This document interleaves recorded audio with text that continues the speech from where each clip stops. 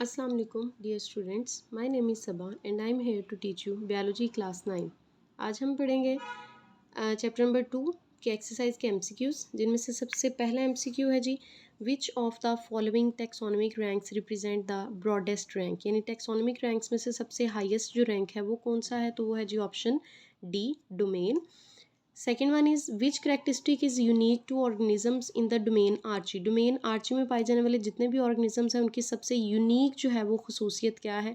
Domain Archaea में पाए जाने वाले ऑर्गेनिजम्स जो है उनकी एबिलिटी है to live in extreme environments, के वो एक्सट्रीम इन्वायरमेंट्स के अंदर जैसे सॉल्ट लेक्स के अंदर रह सकते हैं, एसिडिक और अल्कलाइन जो है इन्वायरमेंट्स के अंदर रह सकते हैं। तो option C is the right answer.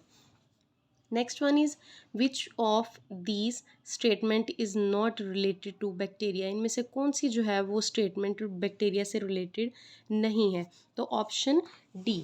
Option D is the right answer. Have chlorophyll, इनके अंदर क्लोरोफिल है कुछ बैक्टीरिया के अंदर इन देयर क्लोरोप्लास्ट, लेकिन क्लोरोप्लास्ट जो है वो ऑर्गेनली मौजूद नहीं है। तो this statement is not true about bacteria. Which of these organisms belongs to the domain Eukarya. Domain Eukarya से ताल्लुक़ रखने वाले डोमेन यूकरिया के अंदर जो ऑर्गेनिजम्स हैं वो यूकरियोट्स हैं। Escherichia coli is a prokaryote, corona virus is a prokaryote and yeast is the eukaryote. This is include this option B is the right answer. Which of the following is a key characteristic that distinguish eukaryotic cells from the prokaryotic cells। eukaryotic cells को prokaryotic cells से कौन सी खसूसियत जो है वो mainly differ करती है, तो option B is the right answer, presence of a nucleus. Next one is which kingdom includes organisms that are primarily unicellular, eukaryotic and often heterotrophic. यानी कि किस किंगडम में वो ऑर्गेनिजम्स जो हैं वो शामिल होंगे जो यूनिसेलुलर भी हों, यूकरियोट्स भी हों और ज़्यादातर जो हैं वो हिट्रोट्रॉफिक हों। तो वो जो हैं वो ऑर्गेनिजम्स इंक्लूड हैं जी किंगडम प्रोटिस्टा में। B option is the right answer. Why are fungi include in heterotrophic organisms. Fungi जो है वो हिट्रोट्रॉफिक ऑर्गेनिजम्स में क्यों इंक्लूड है, क्योंकि D option is the right answer, they can not prepare their own food. Next one is why it is impossible to classify the viruses within traditional biological kingdoms.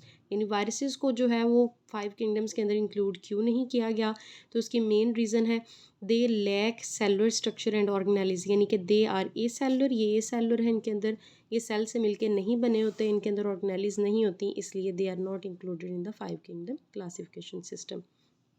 Next is which of the following is the correct way for writing the scientific name of humans। इंसानों का जो है वो scientific name लिखने का सबसे best जो है इसमें से तरीका कौन सा है, तो A option is the right option. First one is genus का नाम जो है वो कैपिटल से स्टार्ट हो रहा है और स्पीशी का नाम जो है वो स्मॉल लेटर से स्टार्ट हो रहा है, और दूसरे नंबर पे ये जो है ये इटैलिक्स लैंग्वेज में लिखे हुए हैं, थोड़े से टेढ़े लिखे हुए हैं, तो this is the right option. Which information you can get if you know the scientific name of an organism। अगर आप एक साइंटिफिक नेम जो है ऑर्गेनिजम्स का लिखना चाह रहे हैं तो उसके लिए सबसे बेस्ट इन्फॉर्मेशन जो है, यानी जो आपको इन्फॉर्मेशन मिलती है उसके नाम से, वो क्या है, तो उसके नाम से जो इन्फॉर्मेशन हमें मिलती है, जैसे कि ऊपर वाले ऑप्शन में देखें, होमो इज़ द जीनस नेम। जब भी आप साइंटिफिक नेम लिखते हैं तो उसमें हमें इन्फॉर्मेशन ये मिलती है कि एक जो है वो first one is the genus name और दूसरा जो है उसका स्पीशी का नाम होता है, तो ये C option is the right option, genus and species.